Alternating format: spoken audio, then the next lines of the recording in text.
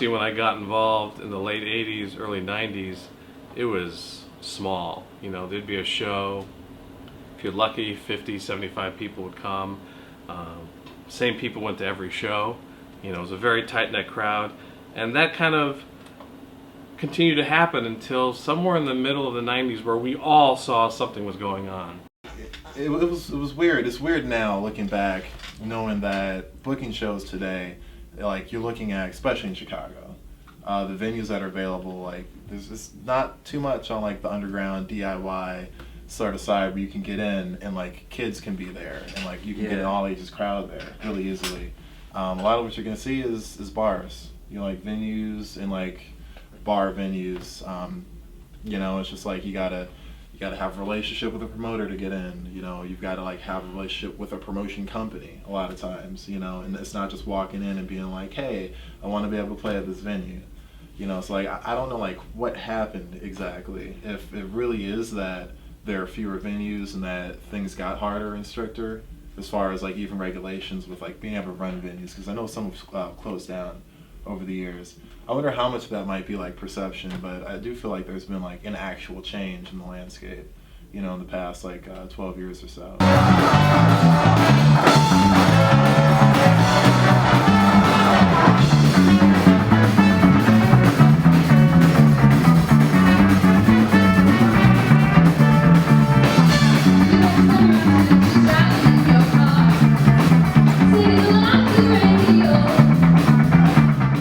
I see happening with Midwest Ska Fest is the same sort of crazy geeky enthusiasm that I had, you know, in the late 80s, early 90s. I mean, putting on these shows and making them events and really caring about every minute detail of an event. I mean, that is some dedication and devotion that, I mean, I'm looking in the mirror right now in many ways.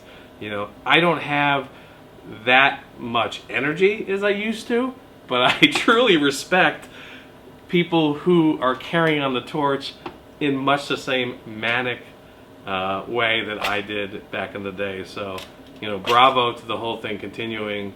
That's why I'm involved. You know, that's why when I saw that these cats were, you know, really making a difference, that I approached them to get involved. You know, we're all here for the same reasons.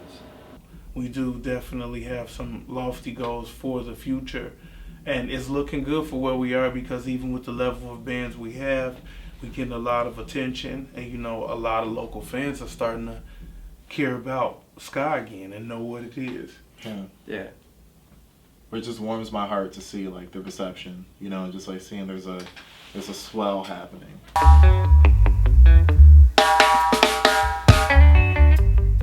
So this year's Midwest Ska Fest is taking place on August 8th at the Double Door.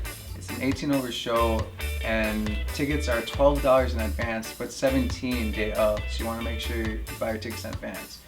Not only because of the price increase, but because we have an amazing lineup of 12 bands. Go to Midwest Ska Fest, because Midwest Ska Fest has the right idea. You know, it's what we were all doing in the late 80s and early 90s. And I'm just so glad that people are also carrying the torch here in 2015 with new music, new ska music, and putting on festivals and make sure that this music is kept alive.